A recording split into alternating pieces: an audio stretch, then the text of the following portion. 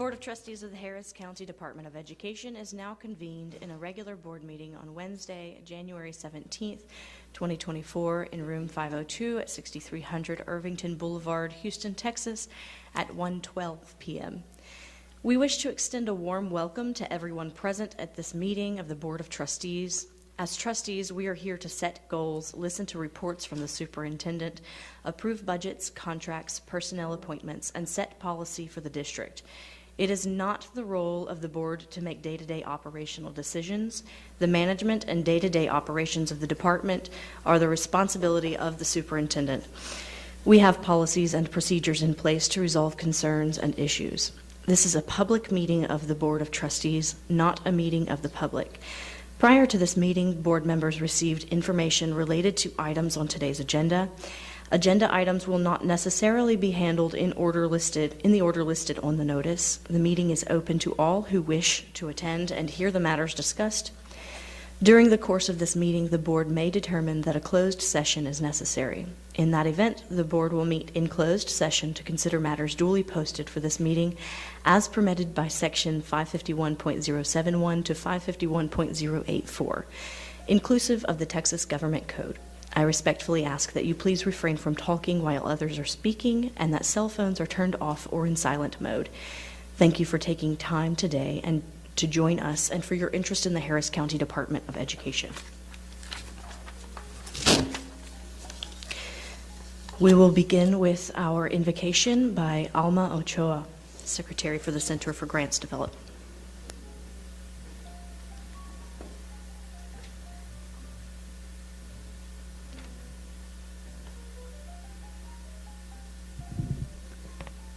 Good afternoon, everyone. Let us pray. Dear Lord, thank you for this day and all your blessings. Thank you to begin another year. As we plan and share together now, may you guide us by your Holy Spirit and lead us to engage in a meaningful discussion. We come to you today asking for guidance, wisdom, and support as we begin this meeting.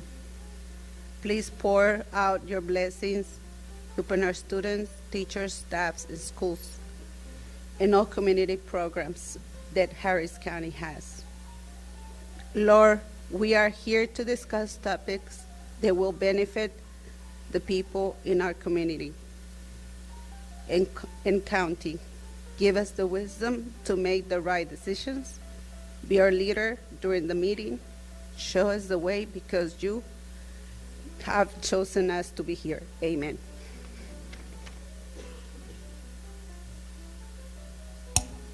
We'll now have the Pledge of Allegiance to the U.S. and Texas flags by Winford Adam, Public Information and Policy Manager from the Education Foundation and Partners. I pledge allegiance to the flag of the United States of America and to the republic for which it stands, one nation, under God, indivisible, with liberty and justice for all. Honor the Texas flag. I pledge allegiance to thee, Texas, one state, under God, one and indivisible.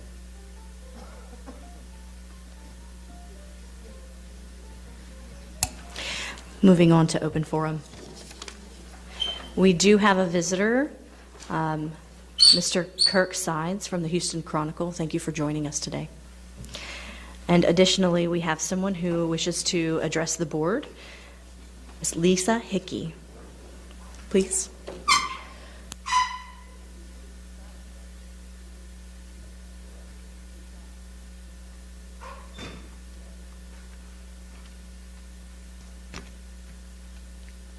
Good afternoon. My name is Lisa Hickey, and I have been a secondary math teacher for over 30 years. I began teaching at Fortis Academy in August of 2022.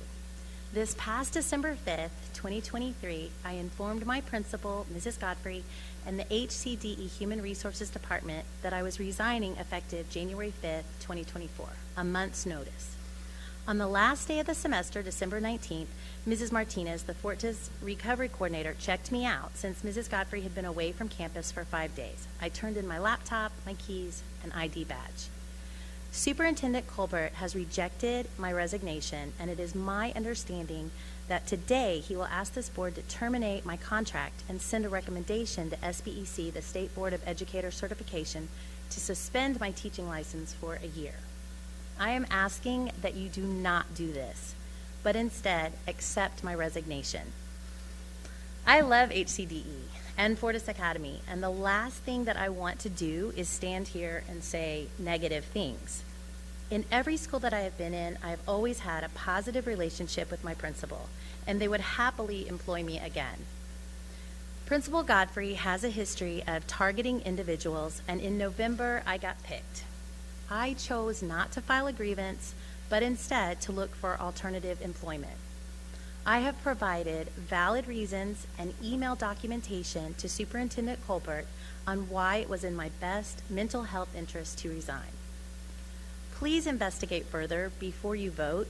There are 4 other employees before me in 2023 who left HCDE because of the unprofessional behavior of Mrs. Godfrey. Our state laws regarding teachers are very archaic. If I were married and my husband changed jobs, I would be allowed to break my contract to follow him. If I were younger and I had a baby, I would be allowed to break my contract to care for the child. But I'm single, middle-aged, and supporting myself, and I want to work in a healthy, functional environment. I want to note that when I put in my resignation, there were no offers of conflict resolution or alternative solutions, only threats to my sanctions to my teaching license. I am asking that this board not fire me because I resigned and not recommend sanctions to my teaching certificate. Please do not treat me like a criminal. Please accept my resignation. I really appreciate your time. Thank you. Thank you, Ms. Hickey.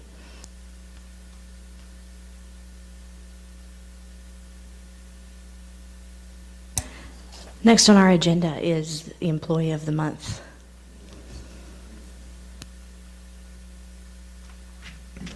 Good afternoon.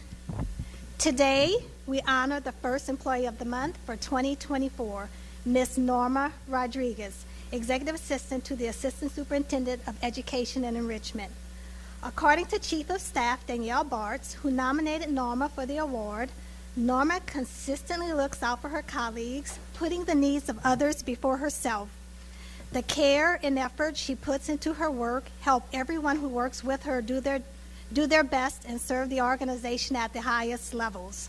She brings kindness and care to all of her work, and she somehow finds extra time and energy to benefit my team as well as the organization, which is notable given that she's not even on my team, Ms. Bartz wrote in her nomination. She is not responsible for assisting me, but every day since she has occupied her desk behind my office, she has done nothing but offer much appreciated help. Norma is known for jumping in and helping on projects, even when outside her normal scope of duties. As an executive assistant to an assistant superintendent, she supports all the divisions reporting to the assistant superintendent. But even with 5 demanding divisions relying on her as a resource, Norma found time this year to not only support the Chief of Staff with packing up her office and moving in anticipation of the Irvington renovation, but helping with the Education Foundation of Harris County's inaugural fundraising luncheon. For this project, she tracked responses and was responsible for art decor and the theme of the event.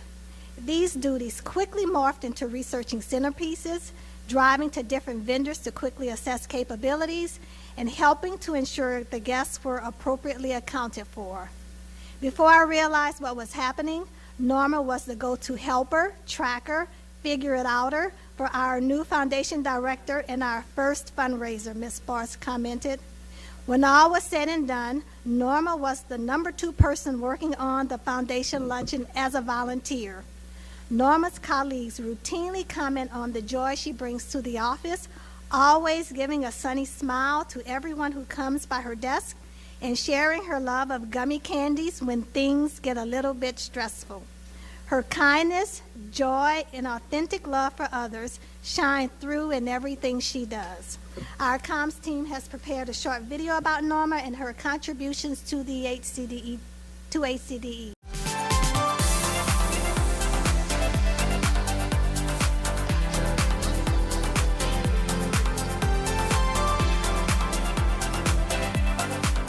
My name is Norma Rodriguez. I am the Executive Administrative Assistant to Superintendent of Education and Enrichment, Dr. C.J. Rogers. What are you doing with these guys? I'm pretty excited about those. I basically manage his calendar, make sure he's where he needs to be. I assist all of the administrative assistants for the divisions underneath us. Of course, I feel like they assist me more than I assist them.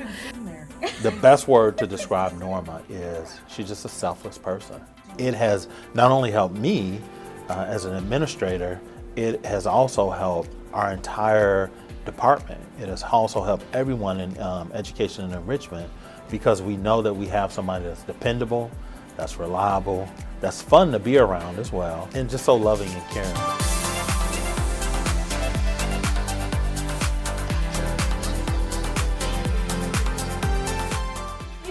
What do you got going on today? I have a lot of things going on. So I'm gonna need help. Norma's like a rover, right? That's a utility player where like everything she touches makes somebody else's job better, smoother, faster, stronger. Norma really was instrumental in the Education Foundation's first inaugural fundraiser this fall. All of the logistics that take time and take energy and take follow-up and take organization, Norma handled. I love working with the different directors, learning about the different divisions. The cool part about being here is the love, and I hate to steal the term grit, but the grit of everyone that is here. They really do have a passion for education. I was born in Brownsville, Texas, but very shortly we moved to Houston, and I was raised here my whole life. So I started working at the Harris County Civil Courthouse. I was a trust fund clerk. There's where I met my husband, Jesse Rodriguez. He caught my eye, and we've been married for 28 years, only because I don't think anybody could stand either one of us.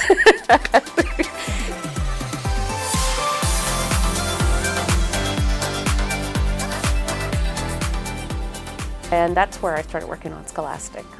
And that is how I met Andrea Seagraves. Andrea said, hey, we have a position open. You should come check it out. So I was like, are you sure you want me? And so I applied, and that's how I came over to HCDE. Funny moments are like, I was planning for a very big summer program and had a set of way too many Sharpies, because who doesn't love a lot of colorful Sharpies? And I was trying to sort and organize my supplies to go put on this camp, but I wanted them to come back to me. They're mine. And so not only did Norma know where a label maker was, she went and borrowed it from a different division. And then when I came back to my office, she had just labeled all of the Sharpies. Look at that. Came right back to me. I got paid good money for doing that. I won't tell you how many hours it took.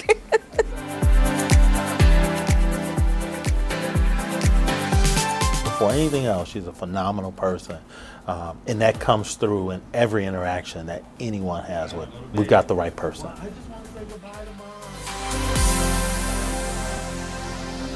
I'm pleased to present to you Norma Rodriguez, our January Employee of the Month.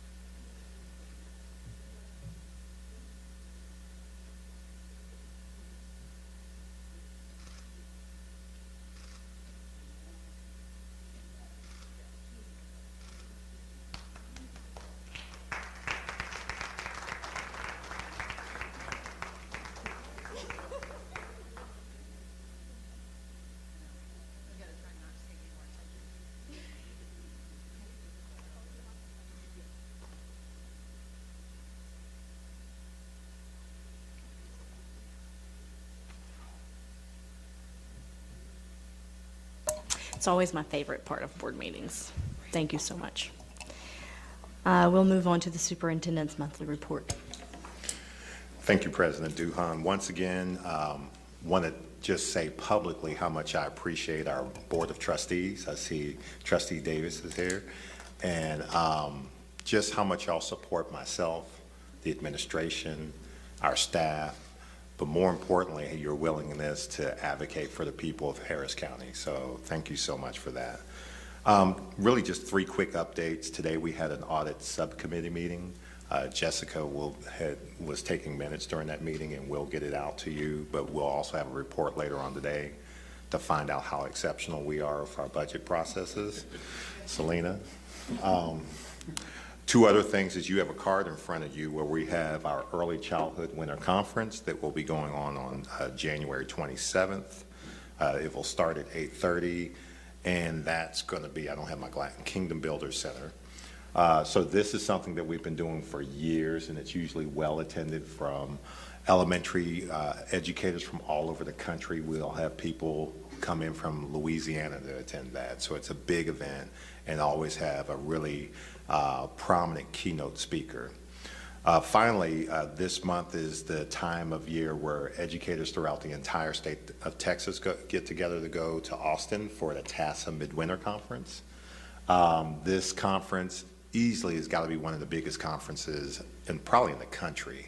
There will be thousands and thousands of educators there from all over the state of Texas, and that will go on from January 28th through the 31st, and we also have several of our people who will be presenting there who do a fantastic job. With that, that's all I have. Thank you. Thank you so much. All right, next we have an annual division update from the Center for Grants Development.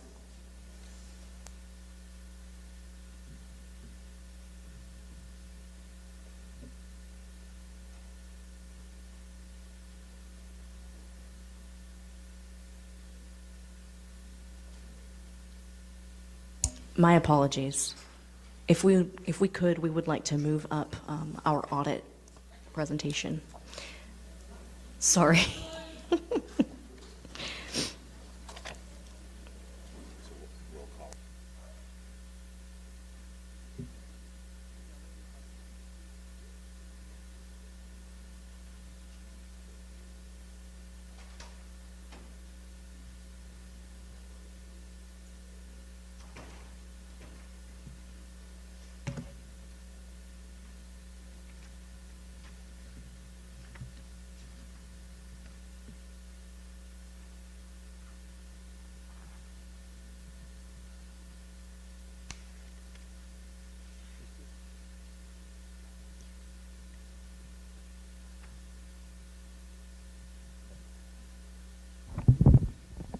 Good afternoon. Earlier today we have an audit committee meeting, and the audit results were presented, and we have Ms. Helena Cereceres here with a firm of Whitley Penn, and she has distributed and has a copy of your the presentation in your packet. You also have a copy of the single audit, and also you have a copy of the actual report. It's a green copy in front of you. She will present to you the audit results, and so I'm going to turn it over to her at this time. Thank you, Dr. Amezcua, President Duhan, members of the board, and Mr. Colbert. We are here to present the results of the 2023 financial statement and single audits. I have Laura Lynch in the audience with me. She did the heavy lifting with the audit and supervised the staff, and overall I was responsible for the audit. Just to take you through the audit process briefly, we started our planning as early as March. We were engaged in February of 2023, but started our conversations with your management team, began understanding and identifying key controls in the early summer months, tested those controls in June, July, and then waited till the department closed its books so we could start our substantive testing in November to test the balances and the transactions for fiscal year 2023 as of August 31st, 2023. All in an effort to issue this opinion on the financial statements as well as the single audit. In addition, you received a letter that went out to the board identifying that we've identified 2 risks. We are on site. Do you have any concerns, conflict of interest, etc.?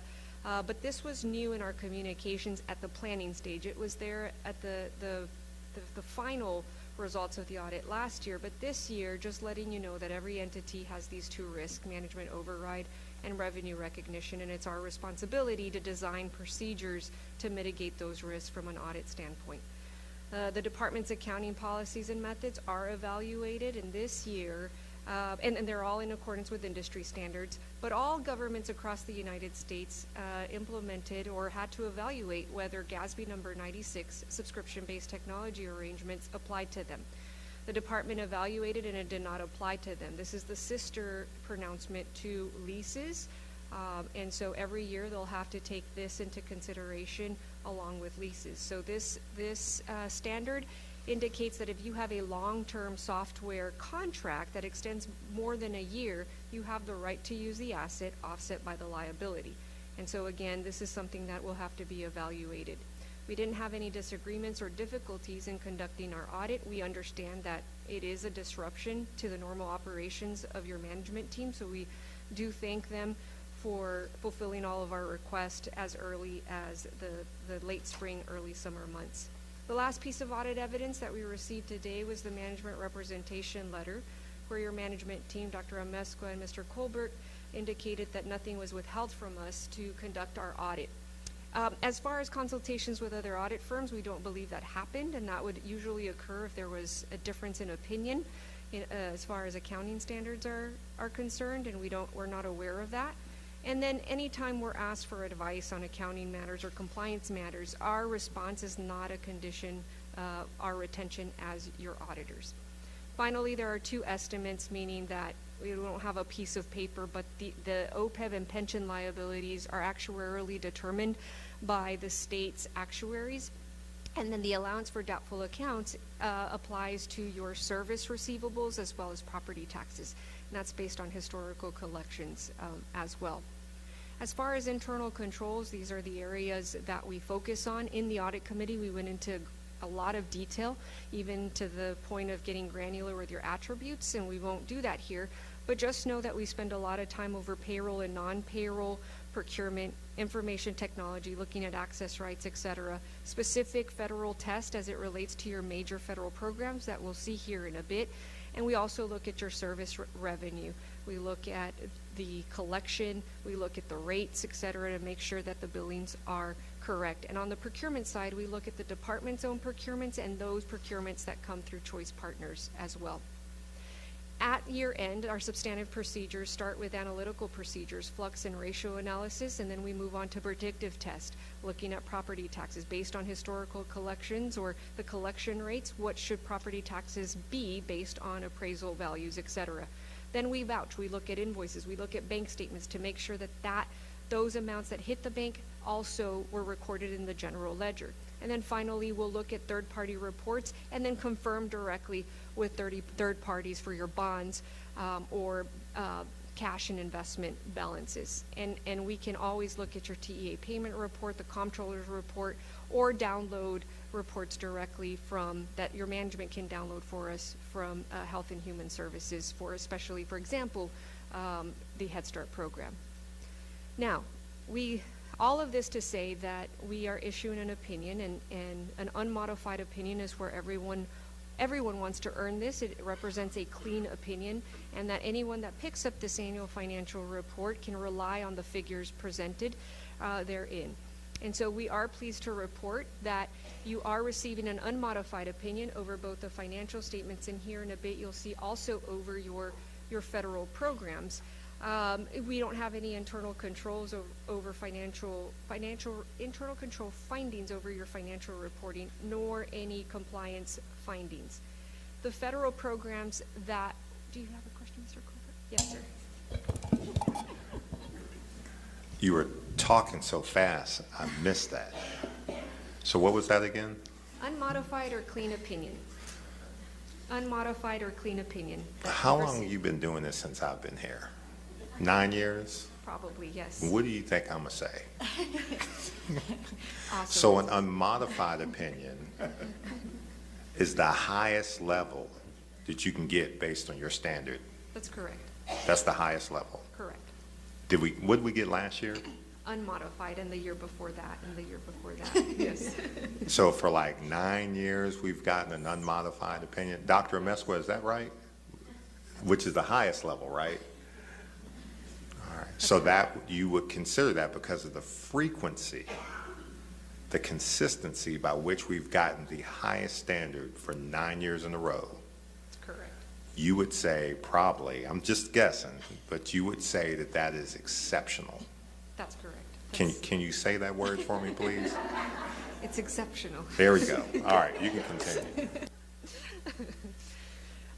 Because you do spend more than $750,000, in fact, you spent $35.6 million, we're required to add 2 levels or 2 additional layers of standards, the generally accepted government auditing standards, and then also the Office of Management and Budget compliance supplement that is issued every spring from the White House, in addition to 2 CFR 200, or the Code of Federal Regulations. The major programs that we selected this year were the coronavirus state and local fiscal recovery that has still been deemed as high risk by the federal government, so we'll continue to test that as long as the expenditures are at this higher level. Adult education totaled $5.1 million, and it was due for audit just because these larger programs have to be audited every 3rd year. And then the CCDF cluster, which is your child care cluster, was audited as well. We have to assess internal controls, test those controls. We're not allowed to bypass internal controls. And again, we didn't have any findings related to that, these federal programs or any compliance issues that as we conducted our testing. Any questions before we get into the financial statements? Okay. The government-wide financial statements are the first set of financial statements in the annual comprehensive financial report. And this statement presents the department's net worth, which totaled $43.3 million. The various components, total assets, $170 million, with the bulk of that being made up of capital assets at $109 million. And then you have cash and investments right under $50 million. You have deferred outflows and inflows related to your pension and OPEB liabilities, which I'll get to here in a bit. But your total liabilities are significantly lower from your assets at $116.9 million, with bonds making up the bulk of that at $48.7 million. The pension and OPEB liabilities, the $23 and $14.5 million, again, that is your proportionate share of the liability at the state level.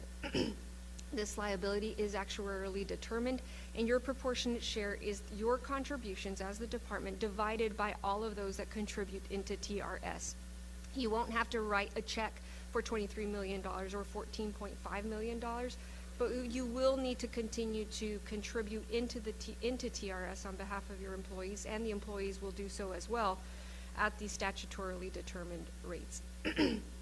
If you've been watching TRS, you'll see that it has been going up and down. The TRS liability that you've reported in your fiscal year 2023 amounts are actually TRS's 22 numbers. The reason for that is that they also have an August 31st year end. So if we were to wait for them to issue their report, you would not make your report on time. So we're always 1 year behind. And I say all of that because if you remember in 22, the investment earnings were dismal for all investments. And so that contributed to the increase in your liability. Last year, it was as low as $9.7 million, and it shot up to $23 million. 1, investment earnings. 2, the discount rate went from 7.25% down to 7%. So with this liability, there's an inverse relationship between the liability and the discount rate. So you'll see that being affected in addition to the investment earnings. On the net OPEB liability, or the other post-employee benefits, that has to do with the health care provided to your retirees. That actually dipped in comparison to the pension liability, and that's because the discount rate went from 1.95 up to 3.91. So again, that inverse relationship is at work. Investment earnings were still dismal, but that percentage change in the report, you'll see the swing. If there's a 1% change, it changes drastically up or down.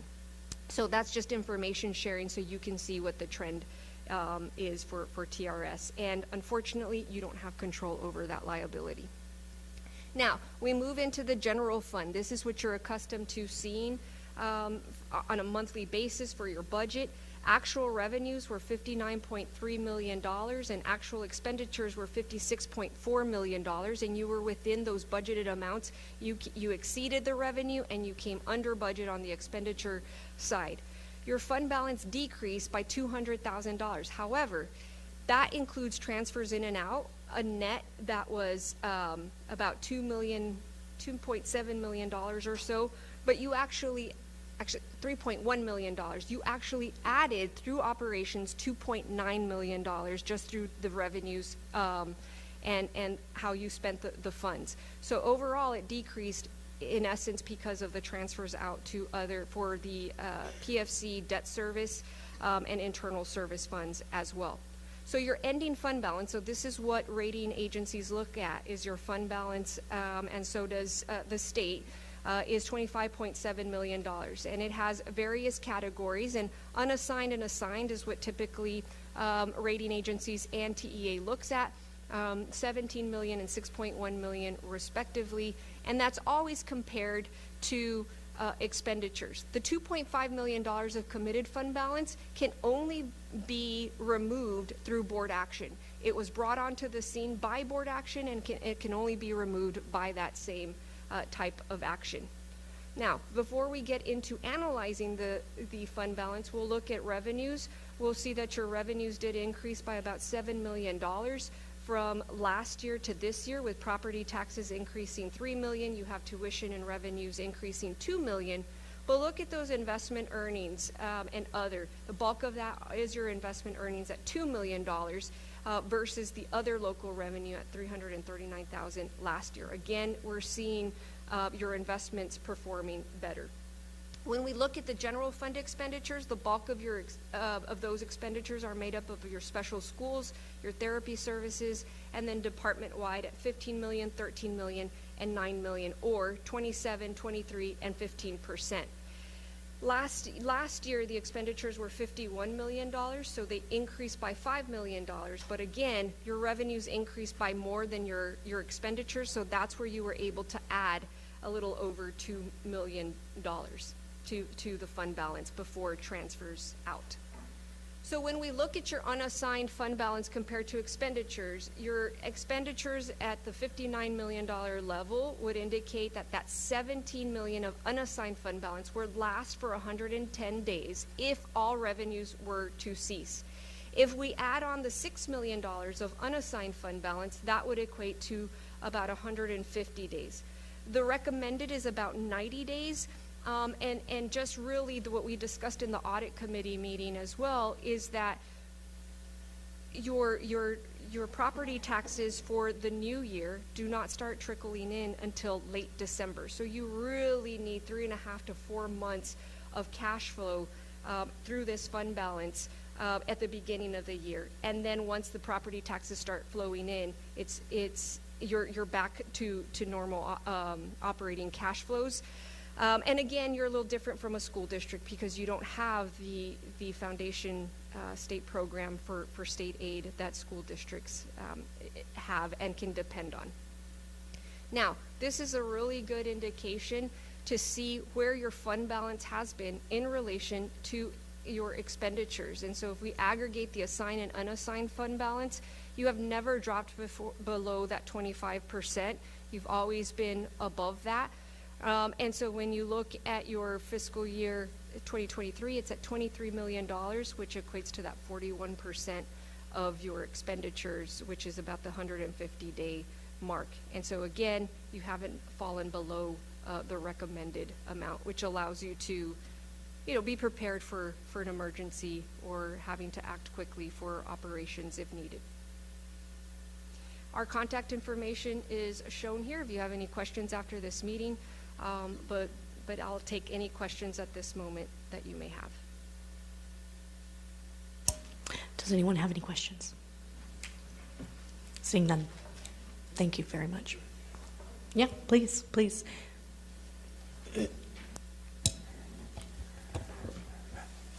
Thank you, Madam Chair, members, Mr. Colbert. I did want to take just a personal privilege. Thank you, Selena, for the job that you're doing, and certainly wanted to say an excellent job, Dr. Miskowicz and your entire staff. I know personally what's involved in the audit process, and it's I think in my 50 days that I've been here, I think the happiest that I was when I found out that Selena was our auditor with Whitley Penn. So I know that we are, it's not their motto, but I know that we are in good hands with her. And so thank you all for what you provide for us. Thank you. Thank you, Trustee McGee.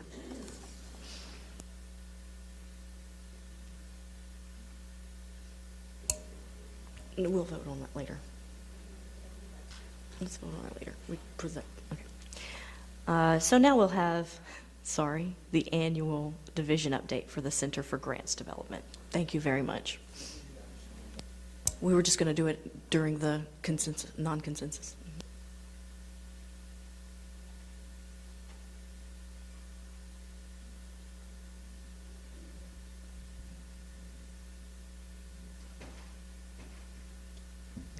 Hello, everyone. Happy New Year and happy Board Appreciation Month. To President Duhan, Superintendent Colbert, and others on the dais, I'm Joyce Akins, Director of the Center for Grants Development, and I'm pleased to give you this year in review of the Grants Office. First, let's meet the Grants team. This is a picture of the team channeling Janet Jackson's Rhythm Nation for the convocation last August. We have from left to right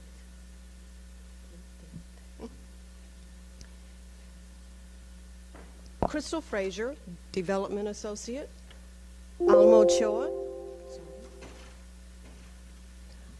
Ochoa, Secretary, Dr. C.J. Rogers as Steve Urkel, Assistant Superintendent for Education and Enrichment, Dr. Vita L. Avery, Manager, Charvon Pipkins Kamaya, Resource Development Specialist, and yours truly on the far right. At the time of this picture, we were down one staff member, and in October, Venetia Baldwin, a familiar face to you all, joined us as our development coordinator to complete our team. Thank you. The mission of the Grants Office is to implement diversified funding strategies to help enhance or expand HCDE's programs and services. And we do this in several ways, primarily through grants and bids, and also by supplementing division's efforts to acquire donations, sponsorships, and volunteers for certain programs, such as CASE's EcoBot Challenge. We also use our skills to assist divisions with special projects, such as scoring writing entries for the Scholastic Art and Writing Competition, proposals by CASE's City Connections program, and preparing executive summaries of facility audits conducted by the Center for Safe and Secure Schools.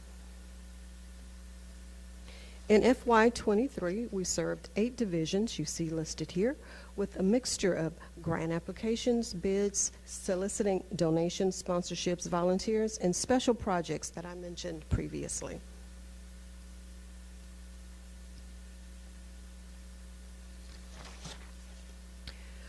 Preparing grant applications and bids can be quite involved and require the support of many HCDE divisions. Starting with grant staff working closely with the program division, I'd like to acknowledge and thank the divisions that assist us along the way with information, signatures, budget approvals, social media shout-outs, reliable technology for online submissions. It really does take a village. Here's our CGD dashboard. Thanks to Dr. Avery and Yolanda Pirtle, Director of REI, for their assistance in designing our very own dashboard. Let's clear the screen. On the top left, we have the number of proposals submitted at 30 for a total of $34 million in grant submissions. In the top middle, it shows the number of grants awarded for a total of $23 million. Of the 30 grants submitted, we had a 67% success rate. On the top far right, it shows our donations and sponsorships acquired. And the bottom row shows the bids and grant-related services that we do for other divisions. This is a closer look at the types of grants submitted. The pie chart shows a mix of federal, state, and local foundations and corporations. For the grants awarded, Head Start is always the big winner, with continuation applications for both Head Start and Early Head Start, as well as cost of living and quality improvement applications. The 10 proposals we submitted yielded $19 million. Also, for CASE, TA 21st Century Cycle 11, Year 3, and Cycle 12, as well as a private sector grant from Henderson Foundation. We assisted the Education Foundation of Harris County on an application to Houston Endowment, and for school-based therapy services, a grant from the Texas Council for Developmental Disabilities to help cover expenses for training. Schools, we received a few small grants for a gardening project, a summer reading project, and funding to promote nutritious snacks. For donations and sponsorships, we received a big donation from LA Fitness, day and weekly passes for employee incentives. And we worked with procurement and the Center for Educator Success to acquire sponsorships for their special events, the annual Supplier Showcase and the Early Childhood Winter Conference, respectively. We submitted 8 bids this past year, mostly to help the Center for Educator Success and Center for Safe and Secure Schools provide professional development and also supplemental special education services for schools. Bids help divisions become an approved vendor and opens the door for contracts such as with Aldine, Spring, Lamar Consolidated, and Katy.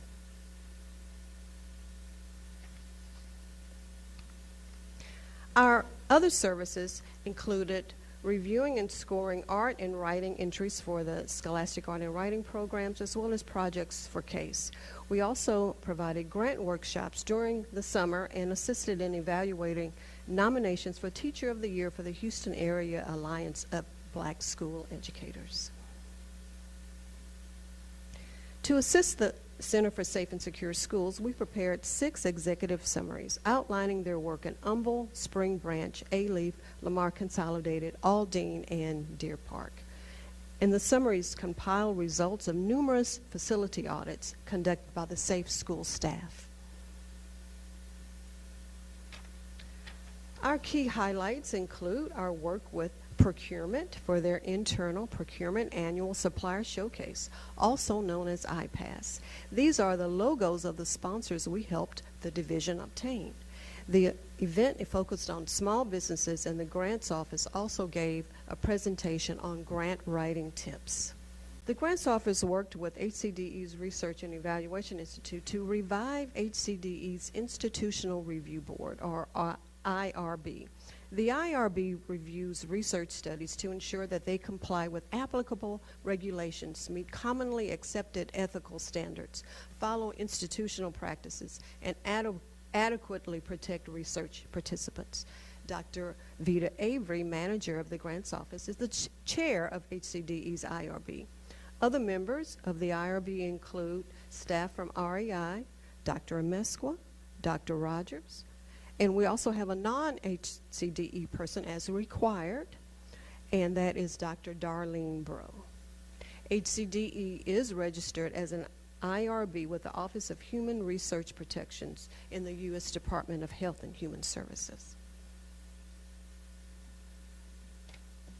Another key highlight was the grant that we received from TA for CASE's 21st Century Community and Learning Centers after-school program.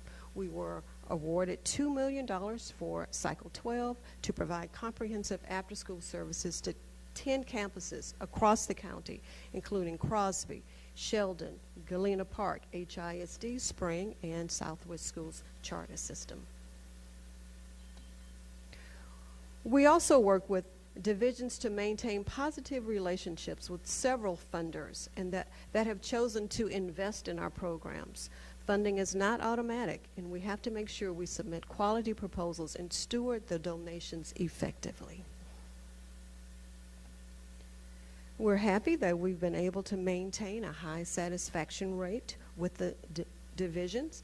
This past year, our client satisfaction rate averaged 94% across all categories of specific services, which means we are by and large meeting the division's needs. And here is a graph illustrating our client satisfaction rates that range from 91% to 100% in our service categories. So, looking ahead, we want to support HCDE in strengthening connections with higher education institutions because many large federal grants require higher education participation in order to be successful, such as the U.S. Department of Education, National Science Foundation, and others. We also plan to strengthen and expand funding from the private sector, and we will continue to use a diversified strategy to address division's needs. In sum, the Grants Office is working in different ways to generate resources to impact HCDE services and the community. So, what questions do you have? Does anyone have? Go ahead.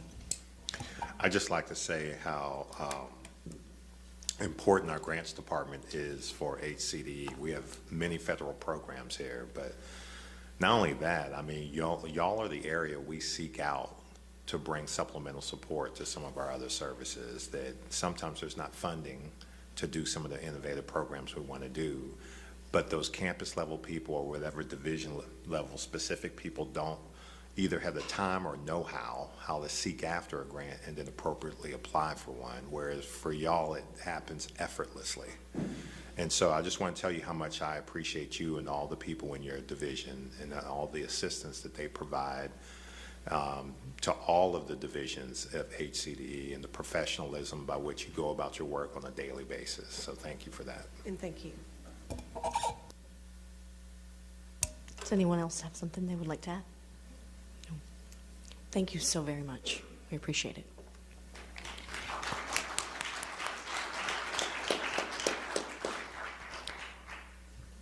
Now for an annual division update from the Education Foundation and Partnerships of Harris County. Good afternoon, Board of Trustees. It's serendipitous that you got to hear from Grants, as this is a division that works in partnership with our Education Foundation. I am Danielle Bartz, your Chief of Staff, and I will present to you a little bit of our community development work and how it ties in with our Education Foundation of Harris County. So first, I have the pleasure of being able to oversee our Center for After School and Summer Enrichment, which you heard from Case in December.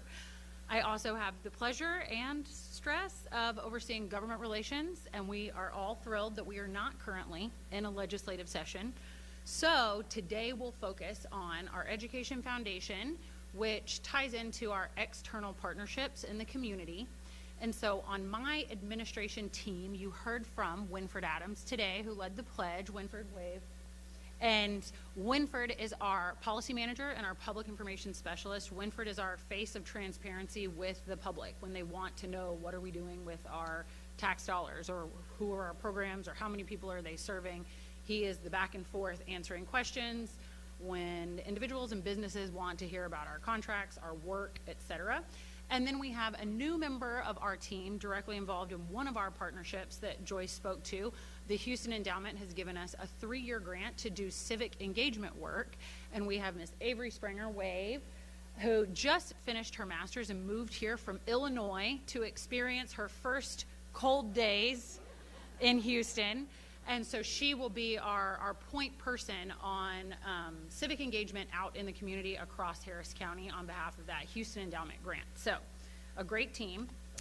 And if we're going to talk about key highlights in growth in the community, we will begin by talking about what we did for the first time this year, which is hold a fundraiser.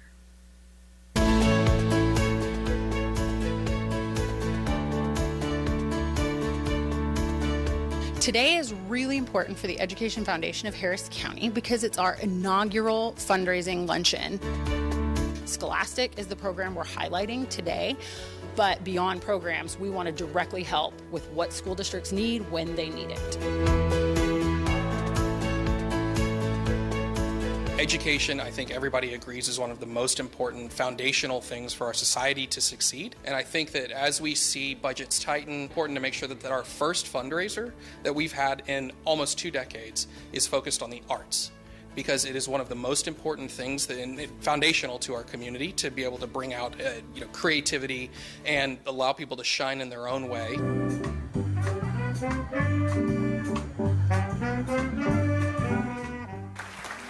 We are unique. We're not like any organization you've ever seen before. We pride ourselves on that. We try to identify the blind spots of public education. And then we try to create programs to supplement those blind spots. But there's another thing that we try to do. We try to identify the special ones. The students, they're not national merit scholars, but they're going to go to the community college and learn to be a welder.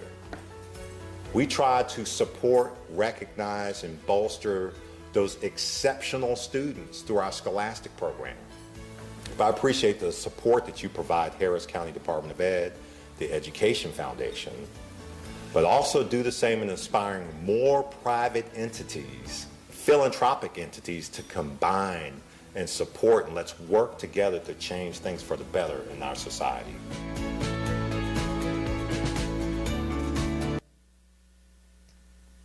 So when we talk about the Education Foundation and getting into the community, we came up with, our comms team beautifully came up with a good a Partners in Education programs logo that we want to share a piece of our pie, as you see, and be the partner in education to all of our school districts and in the community. And so our Partners in Education program that was thought of during COVID but put into place fiscal year 21 has 3 major components going into our school districts. Our Fall Tools for Teachers initiative, where we're putting school supplies into the classrooms for teachers getting ready to have their students.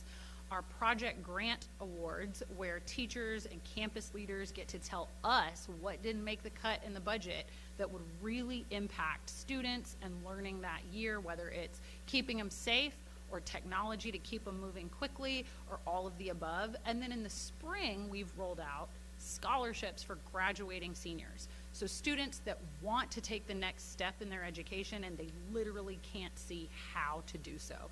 So those are the main prongs that our Education Foundation is working on. This is the 2023 glance at tools for teachers. For over 1,400 teachers spent our coupons letting them shop for their school supplies shipped directly to them. You can see how many districts we've reached, and you can see how many districts are very organized in having their staff enroll every teacher in the building in Tools for Teachers. So this has become a popular program that they are waiting for the release date and the communications on. Our innovative programmatic grants going out, you can take a look at the 2023 project titles that give you a feel for how varied the needs are across the district. Some of these are STEM initiatives, some of these are mental health initiatives, some of these are just down to just normal school supplies. It's what didn't make the cut that they still need spending on, and you can look at how we've reached almost every school district across Harris County in the years that we've been sending grants out into the districts. And then, of course, we try to make it simple by allowing districts to come to us for sponsorships as well. If their education foundations are hosting a State of the District, if they're hosting an awards program, a gala, a golf tournament, if they're raising money for more scholarships, more classroom grants, we try to get in there as a sponsor as well. We want them to see our logo, we want them to know our name, and we want them to call us first when they need us. This year we awarded 28 scholarship recipients, and I'm really excited to share that these are $2,500 scholarships. So these are literally answering the question of how they will take that next step. For some of these students who are going to community college or a vocational program, these scholarships for some of those students are the cost of the program. So it really is transformational, and you can see which schools have counselors waiting to send those applications and recommendations in. In the world of community development, where we want the Harris County Department of Education out there, not necessarily just asking for donations for the foundation, but how do we make it clear that we're out here supporting the school districts? We aimed really high and first met with the Astros Foundation. And as you see, Cindy Tan, as cheerful and aggressive as she is, she said, we have the world champion educators here in Harris County. How do we get the world champions to celebrate them? And so these are the school districts that ended up with free tickets to Astros baseball, honoring the teachers of the year across all the districts in Harris County. And so our partnership got to put on taking teachers to baseball games, which was a lot of legwork, but a very cool experience to celebrate the folks working the hardest for our students. Now, community development also means the businesses in the community, right? So we have a business-to-business model at HCDE, which makes it hard for every parent, every taxpayer to conceptualize what that tax is going toward. And in a business-to-business model, we need the businesses to know that we're here serving the community. So this year, we joined a couple of new chambers. So you'll see pictured some of our case staff at the Asian American Chamber of Commerce. We are new members, and we sponsored a table with some of our board trustees at their gala, making sure they knew that we are out there as Harris County Department of Ed partnering to support their communities. At Trustee Cantu's great suggestion, we are now members of the Greater Northside Chamber of Commerce. We continue to be members of the Greater Houston Partnership and the Cy-Fair Chamber of Commerce. We made presentations in both of those organizations this past year. And in the future, we're still considering the return on investment for the Houston Hispanic Chamber, whose sponsorships are very expensive, but whose network is unlimited. And then the Eastside Chamber of Commerce, where we work closely with our business division, where we have some partnerships already.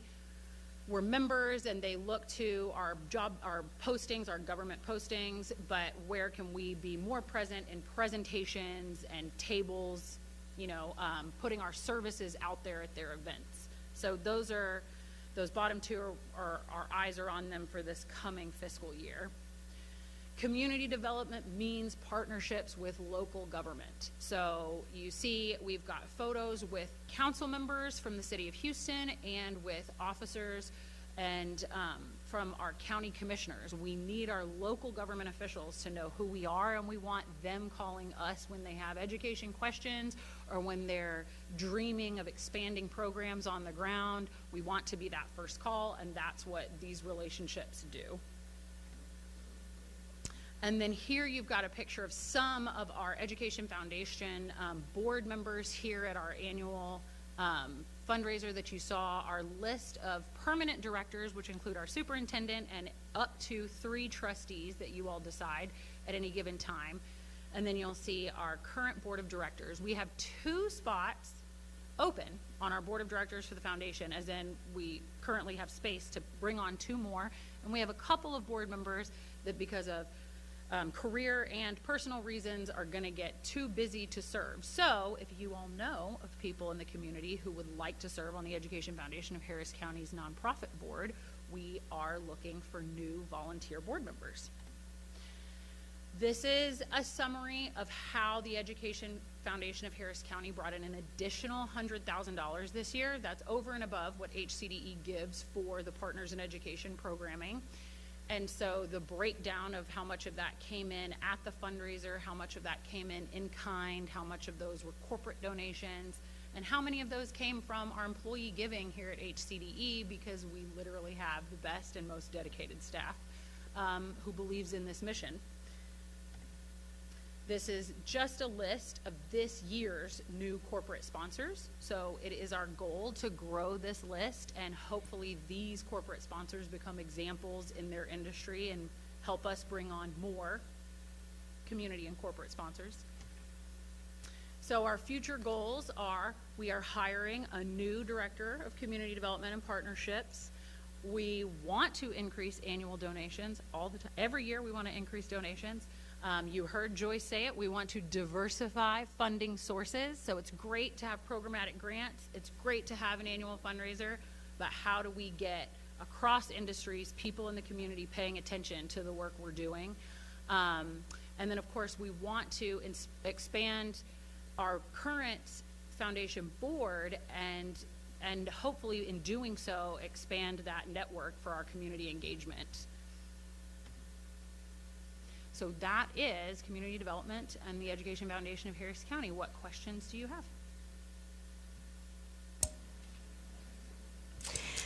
Go ahead. I would just like to say that, you know, this year's luncheon was, I thought, a great success.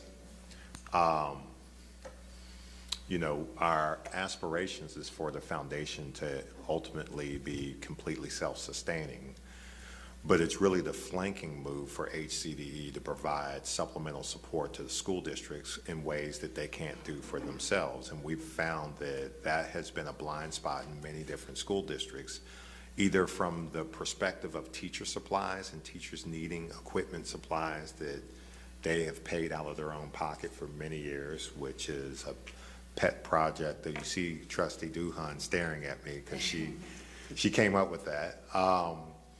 But the other thing that we've been finding out is, and this was an epiphany for me, I think it was last year, maybe it was 2 years ago, we went to Crosby to do that photo op. And Crosby had written a grant for the defibrillators. You were with me, I think. The AEDs. Yeah. I think they purchased, was it like 3 or 4 defibrillators? The crazy thing is they said we've used them 3 times already. Wow. Yeah. They were at a football game and a parent had a heart attack in the stands and they had a defibrillator there mounted in the stands. They used one at a baseball game, I think. And so it's just amazing. It's, you know, it's weird that sometimes school districts can have $300 and $400 and $500 million budgets, but nowhere in that budget is there room for a defibrillator. And then out of nowhere, someone gets an idea that says, you know, it'd be nice as a precautionary measure to have that, so let's write a grant to the Education Foundation of Harris County, and it's only for $1,000 or $1,500, and you save 3 lives that year. Yeah, so I am excited and happy with the progress that the foundation has made. Certainly, we are encouraging them to continue in that direction. We'll try to find an exceptional leader that is innovative, creative, and has the hustle to take it to where it needs to go. But we also find that with each of those critical partners who join and assist our foundation or even become board members, it's another way of promoting the services that we provide to the community and the citizens of Harris County. So thank you, Ms. Bartz. I just have a quick question.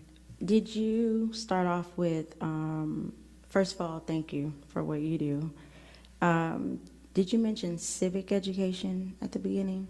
So the new grant that we have from the Houston Endowment is a civic engagement grant, and we are not the only recipients. It has gone to community colleges, school districts, and we actually connected to the Houston Endowment on this by putting them in touch with our school districts for this grant, and they came back to us and said, but what about your grants, folks? Could you incorporate civic engagement in your programming? And so our new coordinator, Ms.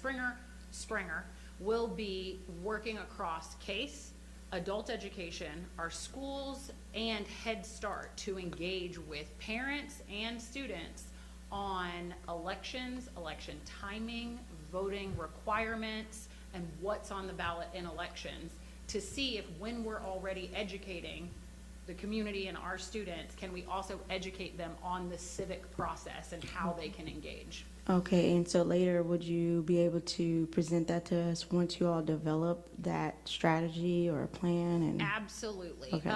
Ms. Springer started last week, but we are partnered with our REI team. So our research and evaluation team has an evaluator working side by side, and we meet monthly with the endowment because they will be tracking through the next 3 years how many of our parents or students are engaged in those conversations and that outreach. And then after elections, they will be watching, did it turn into voter participation? Okay, thank you. Absolutely. Does that include a nonpartisan registration aspect? Good question. We will not be doing any voter registration. However, we can do all the educating about an upcoming election and requirement, and we can bring on partners, we can direct them to how they can register, with whom they can register. We won't do the voter registration, we will do the education component of civics in Texas. I look forward to that update. Thank you. Thank you so much. All right. Item E, other reports from board members concerning attendance or participation in a board or HCDE related conference, event, or activity. I just want to say thank you to those that honored the board before the meeting, if this is the right time to do so. My apologies as work and everything else, but just know that I'm very thankful for the hard work that you all put into recognizing the board. And I wish that we could do the same thing for all of you as employees. And yeah, thank you for all of the things that oh my God, Superintendent mentioned before the meeting that's over there. So thank you. Any others? Seeing none. Do we have a report from board committees? I'll only say that the audit committee met before now, and we appreciated the presentation that was offered and look forward to putting a vote on that shortly. Thank you, guys. All right, moving on. Item G, the monthly financial report from Dr. Omesqua. I'm sorry.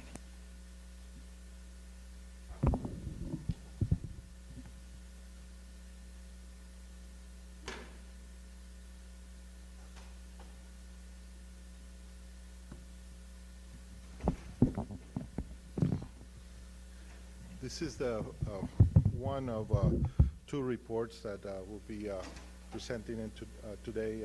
First one is financial highlights as of December 31st, 2023.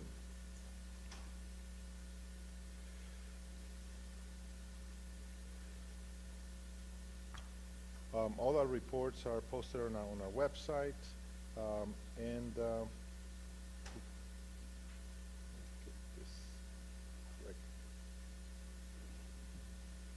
in the balance sheet as of December 31st, we have total assets of $26,822,958, liabilities of $2,570,234, and equity of $23,726,182.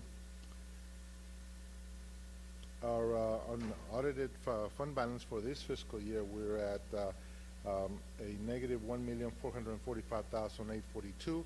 And primarily because we haven't received a lot of our tax money, and so we've been funding that through our fund balance. And so our fund balance for the December, as of December, was $23,726,192.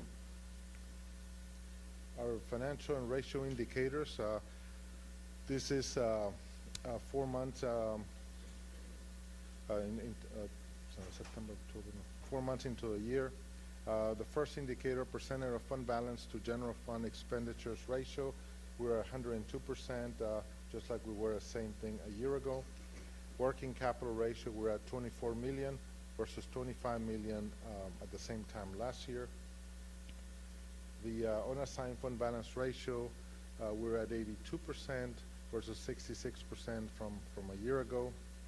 Our debt to income ratio, we're at 0%. Our first payment in debt payments will be in the month of February. Tax revenue to date to total revenue, we're at 13% versus 24% a year ago.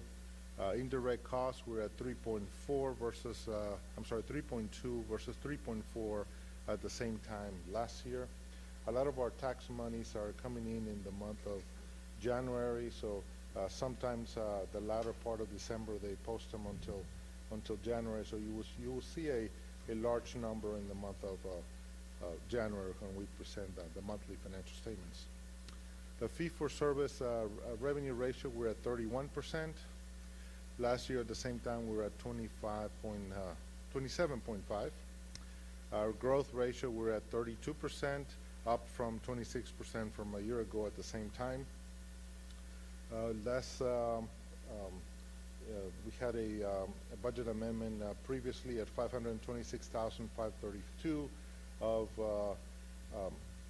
These were encumbrances that were rolled over from one year to the next. Our revenues inflows from budget to actual for general fund, we're at 17,897,367, or 26%. Special revenues are 14%. Overall, we're at 20% budget to actual in terms of inflows.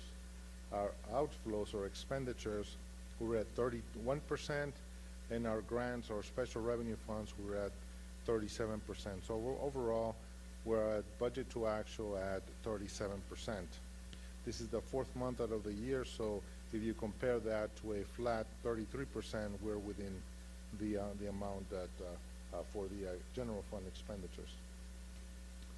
Our COVID budget to actual expenditures, we have 209,666 available, and then our grant for federal for Head Start has already been spent all, which is $3,253,161. Our donations for the month were $400 in cash and $11,115.02 in in-kind, a total of $11,515.02. Year to date, we're at $44,197.81. And so primarily they were for different activities, programs and Head Start and the different centers where you see a lot of the donations that were made. Our tax values, we're holding at $652 billion. We started with $639 billion, and so we're projecting to be at $654 billion by the end of the year. The collections year to date, we're at 4.1 million versus a year ago that so far we're at 13.6%.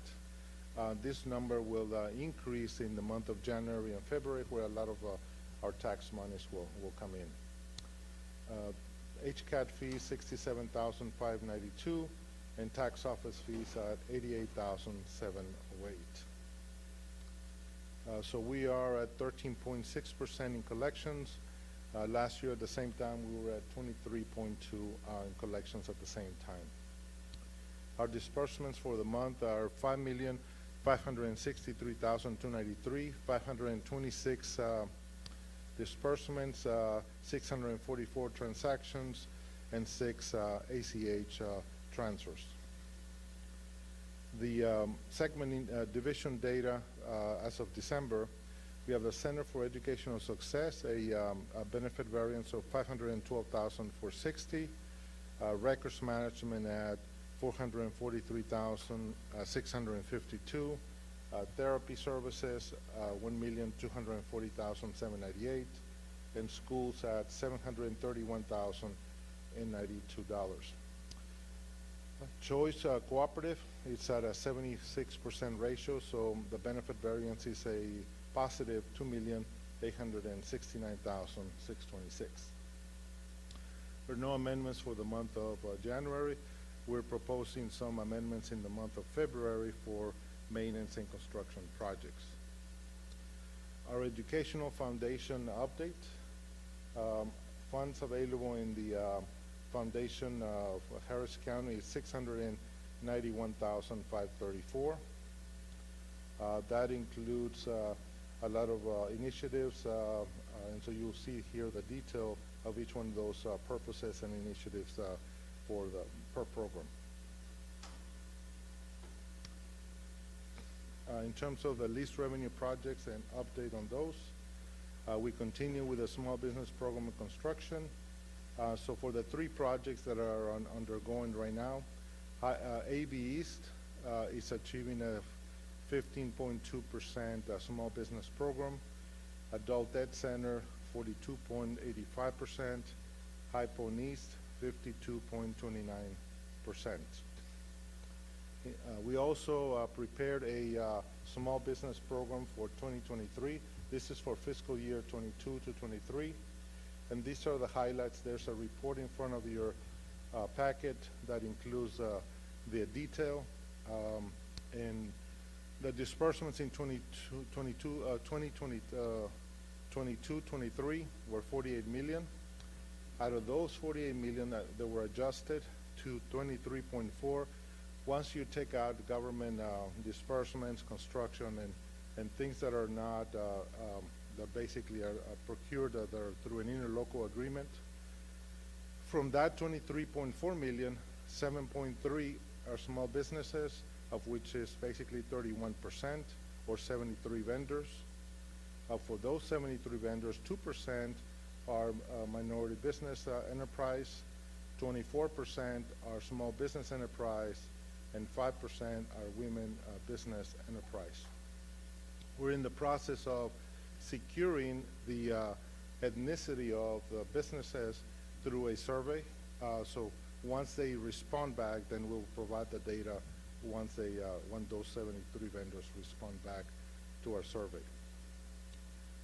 The PFC in the maintenance notes project acquisition accounts as of December 31st, we have 11,515,739.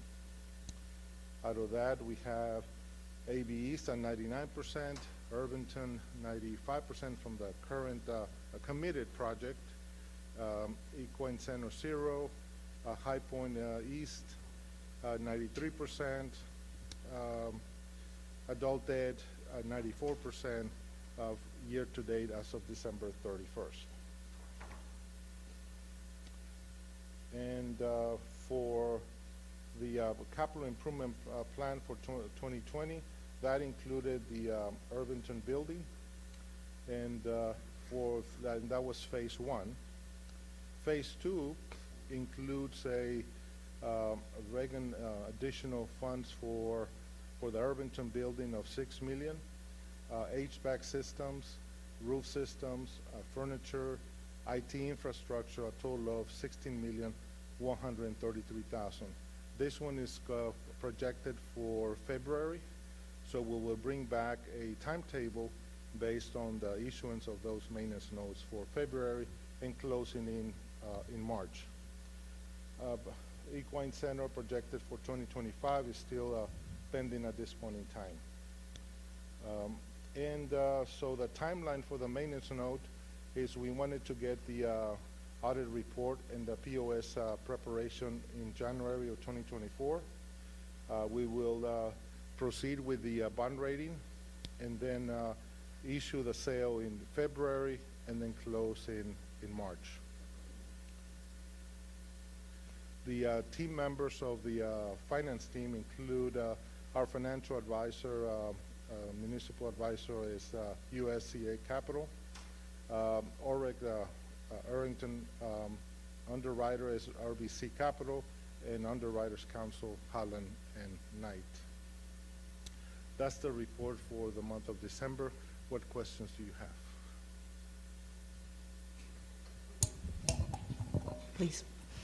Dr. Amezcua, excuse me, Dr. Amezcua, can you tell us what the threshold is that defines a small business? Well, we are targeting 15% by board action, the policy, and they have to identify themselves as a small business. We don't have a threshold for being a small business. So somebody just has to say they're a small business and we accept that? Well, they have to provide some type of certification, some type of that they have that they're a small business. So typically, they're not.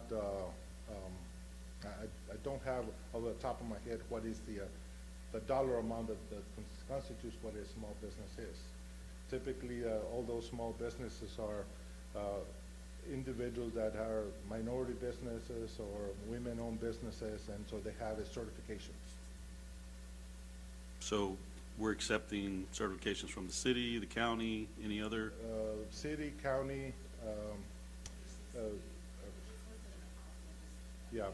There's a number of certifications that identify themselves as a minority or a small business. Yeah, I'm looking at the report, and I appreciate this, by the way, and I'm sure former trustee Norris would have appreciated seeing this, but you know, the percent for minority business enterprise and women business enterprise are really low, and the one that's, you know, got a decent amount is the the small business, and that's why I was wondering, but is there a dollar amount? Is there a certain number of employees? You know, I think we probably need to develop a definition or a threshold so that we know, you know, what we're dealing with. Okay. Well, I just like to add, it's been a long time coming for this aspect of it. So I want to first say thank you for going into specific detail, especially with the surveys and your experimental aspect of like trying to figure out race and everything, and trying to understand the process of the certificate and making sure we do have that transparent on our website and so forth.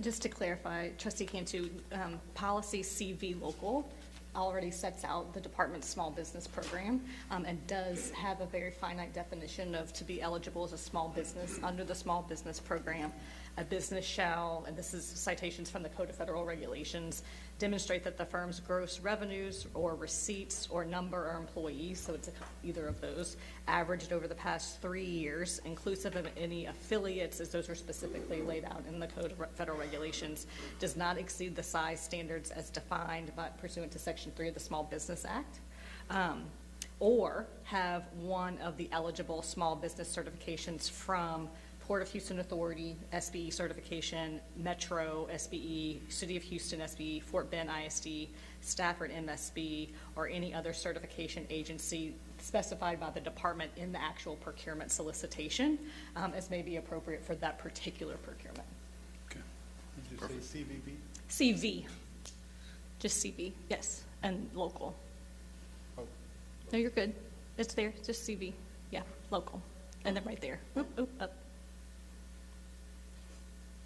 Right there.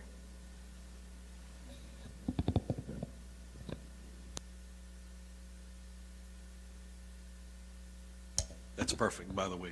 That way we don't have to recreate the wheel or. Right. Yeah.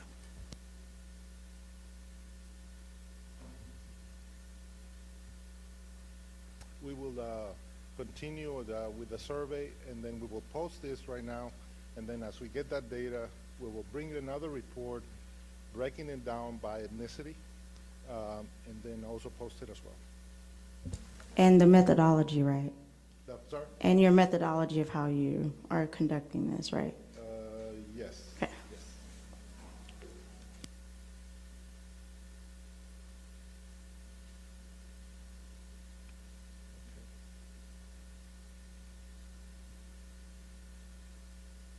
Okay. The second,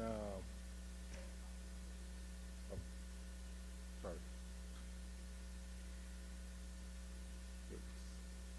The second report is the investment report. All our financial statements and the investment report is posted on our website. Our investment policy is certified by GTOT. Our total portfolio is $41,252,499. Approximately 39% is Lone Star, 7% Chase, 20% Texas Class, 7% Texas Star, and Tech School 27%. TechStart, we'll start seeing more here, which is our tax money. That's where it goes directly into that tech school, into that TechStart. The PFC is 75% in Tech School and 25% in Bank of Texas. We only have $319,872 left in that account. When we compare our investment from 1 year to the next, we've used all our funds for the capital projects, a little first 15.6 million or 28% of the portfolio. Our funds are invested pretty much overnight, and they are earning the highest interest rates at this point in time, given our interest rate scenario in the market. We've earned 705,000 to 248, and then PFC 7,471. Earning 5.4%, and the average yield is 6.01, so rates continue to climb. So this is a historical from 23 to 24. We're right now investing in a interest rate scenario of 5.26 to 5.39 on a daily basis. So this is what the different pools will look like whenever we're looking at those between 5.6, 5.38. It just depends on how long you go in the curve. That's the investment report for the month of December. What questions do you have?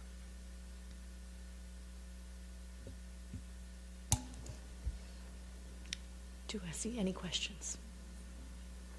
Seeing none. Thank you so much, Dr. Amezcua. All right. We're moving on to item 6, action items consensus. Does anyone have anything they would like to pull from the consensus agenda? There's actually a public hearing under Did I miss something? That we need to public hearing on the first.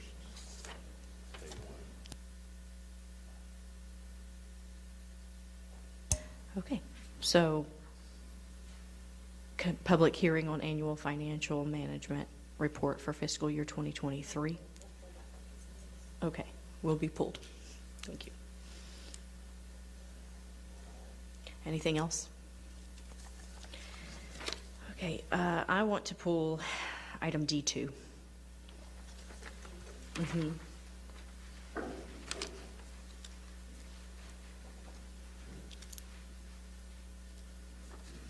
Anything else? Nope. Seeing none, do we have a motion to pass the consensus agenda? Second. Motion made by Trustee Cantu, seconded by Trustee Davis. Any discussion? All in favor? Motion passes 5-0. All right. Now, consider ratification approval of the following business service items. Public hearing on the annual financial management report for fiscal year 2023. Do we have a motion? Okay, no motion for that? Okay, thank you. There's a actual report in your handout, and so I'm going to review basically the information that you see in the handout. It's a pamphlet that it's the annual financial management report for August 31st, 2023. Now, in Texas, a school district received what's called a school first rating. Harris County Department of Ed is not eligible to receive that rating, but we adapted so that we can provide information about financial indicators that are best practices to for the school board. So annual financial management report, the purpose of the rating is to ensure that entities will be held accountable for the quality of the financial practices, achieve improved performance, disclose quality local management decisions, and encourage entities to manage their resources better. This has been in since Senate Bill 218 of the 77 legislatures in 2001. And so we've been, every year the Texas Education Agency updates the Texas Administrative Code Chapter 109 for all those requirements. The required financial disclosures include the superintendent's contract, the reimbursements of various mileage, lodging, meals, and so on, amount of compensation and fees, number of gifts and valued at $250 or more, amounts of transactions between the department and a school board member. As you recall, I provide that with a conflict of interest and disclosure letter in the last month where you had to sign and basically disclose at that time. Again, this is the result of any of those disclosures. There are 20 indicators, of which 16 are applicable to HCDE, and 14 of those were met. The first one was the indicator of the annual financial report completed in a timely manner. And the date presented to the Board of Trustees is today, January 17, versus January 18 of a year ago. Financial indicator 2 is, was there an unmodified opinion on the financial report? And the answer was yes, it was presented earlier today. And then also it was last year when you compare to last year as well. Indicator number 3 was the department in compliance with all debt covenants and agreements. The department followed all agreements in 22 and in 23, and it was met. Indicator number 4 were all payments to TRS, IRS, TWC, and other governmental agencies met on time. They were all made on 22 and in 23 as well. Indicator number 5 was the unrestricted position greater than 0, and the answer is no. And the reason for that is because in our finance committee, audit committee, the auditor mentioned that the government-wide financial statements reflects the pension that is basically netted against unrestricted net position, and that's what makes this number a negative. So a lot of school districts do not meet that requirement, and so TEA doesn't rate this one, but we wanted to provide information to you about where we're at with this. Number 6 was the averaging change in assigned and unassigned fund balance of the last 3 years, less than 25% decrease in the current year. Again, the change was minus 9% for, or did you have more than 75% of operation expenditures? We have over 150 days in expenditures at this time. Indicator number 7 was the cash on hand. We're 126 versus 163 from a year ago. Financial indicator number 8, current assets to current liabilities. And this is a ratio that we report once a month. We have a ratio of 4 versus a ratio of 6 last year. The difference of that ratio from last year to this year is because we've been using a lot of the capital projects that we've already been spending the cash for the capital project, and so that's normally is going to go down from one year to the next. The revenues and expenses equal or exceeded or exceed the expenditures. Again, this year was 2.9 million. Last year was 604,000. Number 10, did the average of less than 10% variance on budget to actual in the last 3 years. Our average was minus 3%, so that met that indicator. Number 11, ratio of liabilities to assets, we're at 61% versus 62% last year. Again, the indicator was met. Indicator number 12, this is a new indicator. This is a correlation between debt and district's assessed property value, and the average was 1.76. The maximum is 4%, so we're well within that number, so we met that indicator.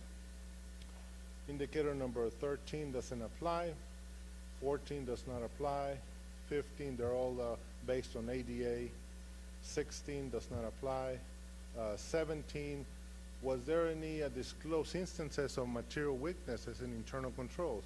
Again, there was no disclosure, so therefore the indicator was met. Number 18, was the external auditor indicate, were there any non-compliance of grants, contract laws, or related to state and local federal funds? Again, that the report did not identify any instances of material non-compliance for 23 and in 24. Number 19 was all the required financial information on the website according to TEA guidelines. Again, everything was posted on our website. In fact, we received 3 stars from our controller's office on transparency for posting information on the website. Number 20, did the board members discuss the property values at a board meeting within 120 days before the budget was adopted? The answer was yes. In fact, we discuss it almost every month because I provide you with an update of the values once a month.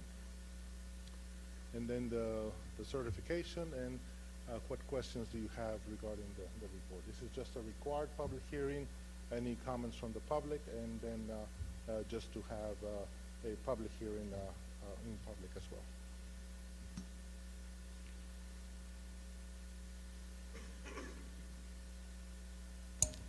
Any questions? Yes, thank you, ma'am. Is there anyone in the public who would like to make a comment? Seeing none. We will move forward. Thank you so much.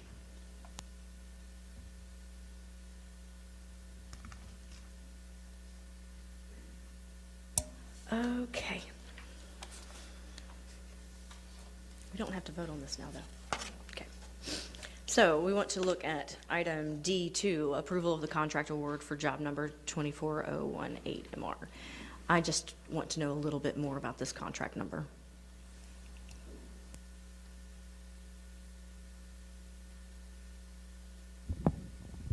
Hello there. What can I answer for you? So is this one of the contracting things where it's not an actual job, but they're allowed to apply for the job now? Yes, this is basically our standard JOC award contract. It's just the most recent one that we've awarded, and as you're probably familiar, but what we do is we go through and evaluate all the respondents based on specific criteria and award the ones that achieve an acceptable score. And it's always a multi-award. They can use this contract. In layman's terms, I like to call it either a hunting license or a fishing license, where they can go out and proactively do work instead of having to respond to individual RFPs that all of our different members across the Houston area, Texas, nationwide, and makes it a lot easier for us and a lot easier for the customer to get work done a lot quicker. I just wanted to clarify that it was that kind and not a specific contract for a job. So Got me over here sweating bullets for the last 3 or 4 minutes. No, Thank you. That's fine. Anything else? I'm good. Does anyone else have any questions? No? All right. Thank you so much. Sure. All right. Do we have a motion for D2? Motion made by Trustee Cantu, seconded by Trustee McGee. Do we have any discussion? Seeing none, put it to a vote. All in favor? Motion passes 5-0.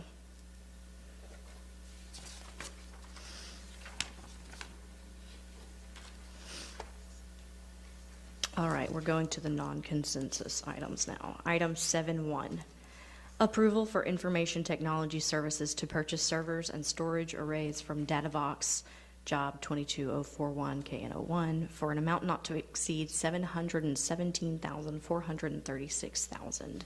Do I have a motion? Motion made by Trustee Cantu, seconded by Trustee McGee. Do we have any discussion?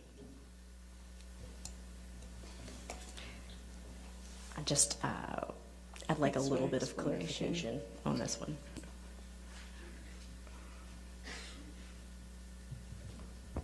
Good afternoon. Yes, so this is, we're requesting approval to, for procurement action to replace equipment related to servers and storage at both data centers, Irvington and MPO. This replaces and supports all applications and services that information technology provides to HCDE. Can you tell me how old are the servers that we're replacing? Most of them are between 7 and 10 years old. Ancient in IT? Yes. Okay. They have, half of them have reached end of life and end of support. Okay. Thank you for that clarification. You might stay there for a moment? Yeah. All right.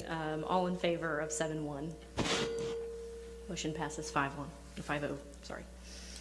7.2, approval for information technology services for purchase networks, switching and security equipment from DataVox Job number 22041 KN01 at a discounted amount of $105,213 under E-rate, which totals $342,490. Do I have a motion? Motion made by Trustee Davis, seconded by Trustee McGee. Discussion. Would you mind clarifying, please? Of course. So this is HCDE's portion of the 15% of Category 2, which encompasses hardware, security devices, and wireless networks under the E-rate grant. And our portion is 15% plus any ineligible items, such as software and licensing. Thank you. Is there any further questions, concerns, thoughts? No, seeing none. We'll put it to a vote. All in favor? Motion passes 5-0. Thank you. All right, 7.3, approval to amend CY Local FY 2024 to increase SOA Fin First by $60,000 for a total amount of $185,000 to provide business services, adding several companies for a total of $150,000 to educational and vocational training and adult education. Do I have a motion? Motion made by trustee Cantu, seconded by trustee McGee. Do we have any discussion? Yes. I'd just like to hear a little bit about what Launch Point CDC is going to be doing for adult ed. I know it says education, vocational training. Is it on our side? Is it on their side? I know they have a location out in Northeast Houston, and just provide a little detail. LaunchPoint is one of our providers for training services. They provide phlebotomy, EKG, and CNA training services. They're one of our current providers, and we're just expanding their services. They're going to be providing more classes this semester. So they've been doing a good job, and we want them to do more. They're doing a great job, absolutely. Yeah, I'm familiar with the Mayhorns. There's some good people, community leaders out there in Northeast Houston. Glad to hear. Any more discussion? All in favor? Motion passes 5-0. All right. 7-4, approval of the 2022-2023 annual financial audit, including the required annual single audit report heard earlier. Do I have a motion? Motion made by trustee McGee, seconded by trustee Cantu. Do we have any discussion? Seeing none, we'll put it to a vote. All in favor? Motion passes 5-0. 7-5, approval of fiscal year 23-24 investment resolution for the annual review of HCDE's investment policy, broker-dealers, and investment trainers in accordance with the Public Funds Investment Act. Do we have a motion? Motion made by trustee Davis, second by trustee McGee. Any discussion? Yeah, I would. I would like an explanation, please.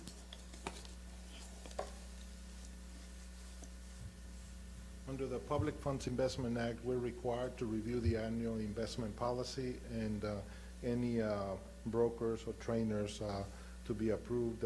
And so this is the annual review. There are no changes to last year. So the policy, the same, and same trainers and same brokers that we have. We haven't used any brokers at this time. We just use our investment pools. Perfect. Thank you.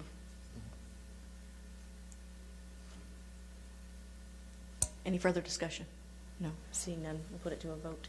All in favor? Motion passes 5-0. Thank you. Item 7-6, consider and possible vote to appoint up to 4 directors to the Harris County Department of Education Public Facilities Corporation. I move that the Board of Trustees appoint the following individuals to serve as directors of the HCDE Public Facilities Corporation for 3-year terms: Richard Cantu, Andrea Duhan, and Amy Hinojosa, and for the individual to be appointed by Mr. Colbert to fill the current vacant position of HCDE's Executive Director of Facilities, whose term on the PFC board shall begin with when his or her employment and the Executive Director of Facilities position begins. Do I have a motion? Oh, sorry. Do I have a second? Thank you. Thank you. Yes. How did we come to the recommendations? I made the appointments. Very good. Thank you. Thank you. All right. Any further discussion? All in favor? Motion passes 5-0. Okay. 7-7, consideration and possible vote to appoint Head Start Policy Council delegate and alternate. I move to reappoint David Brown as the delegate and to appoint Dr. John McGee as the alternate of the Head Start Policy Council. Seconded by trustee Cantu. Do we have any discussion? No. Seeing none, we'll put it to a vote. 5-0. Thank you, guys. All right. Executive session under the Texas Government Code pursuant to any and all purposes permitted by sections 551.001, 551.084, including but not limited to 551.071 to 551.074. We go to executive session at 2:56 p.m. We're returning from executive session at 4:07 p.m.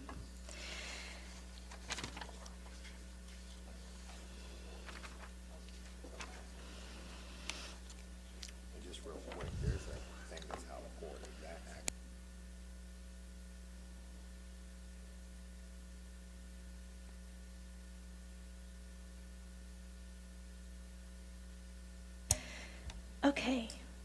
Action, reconvening at item 10.1. Consider possible action.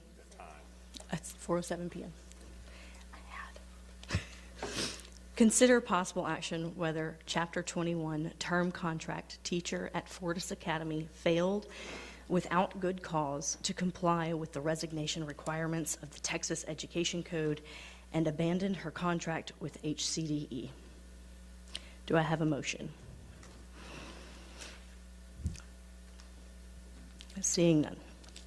We'll move on. 10.2.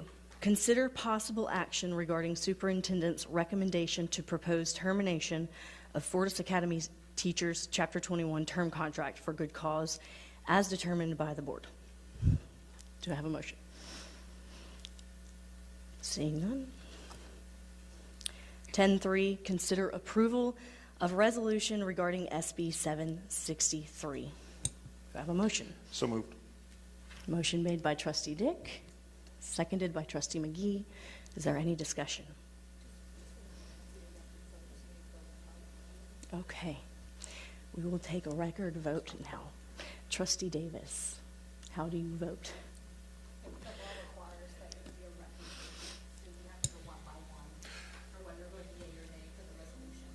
Madam President, you can start with me. I vote yes. Okay, thank you. I'll yay. Are you taking this record? Thank you. Trustee McGee. Trustee Cantu. And myself, yay. Motion's 5-0, it passes, and we will move to discussion and possible action regarding future agenda items. Are there any? Yeah, I put together like a little report because I can't talk to y'all individually because it'd be more than a quorum. But I put together a little report that if you could share with them, Jessica. It's just on, I think we should consider joining UNESCO, which is the UN's version of like an education organization. I think we should at least look at it.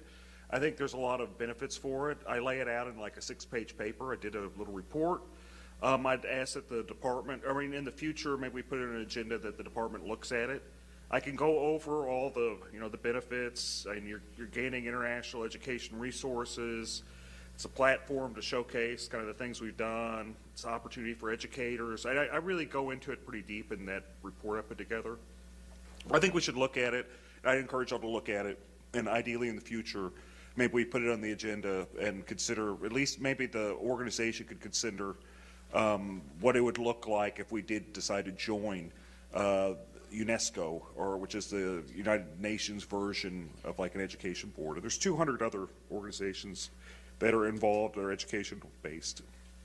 I think it could be beneficial to the taxpayers as it is a cohesive vehicle where I think you'd find us doing well as with ESL and also with choice partners, and I think it could be really cool. I put some time into this. Appreciate y'all looking at it. Take it, seriously, and ideally the department maybe responding or telling us what it would look like. Maybe set a board agenda where it says what would look like if we did decide to join and have discussion on it. I think it'd be good. I think it'd be mostly positive. Thank you, Trustee. Thank you. Is there anything else anyone would like to add? No. All right.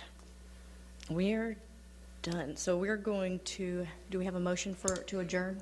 So moved. Motion made by Trustee Davis. Seconded by Trustee Dick. All in favor? We are adjourned at 4:11.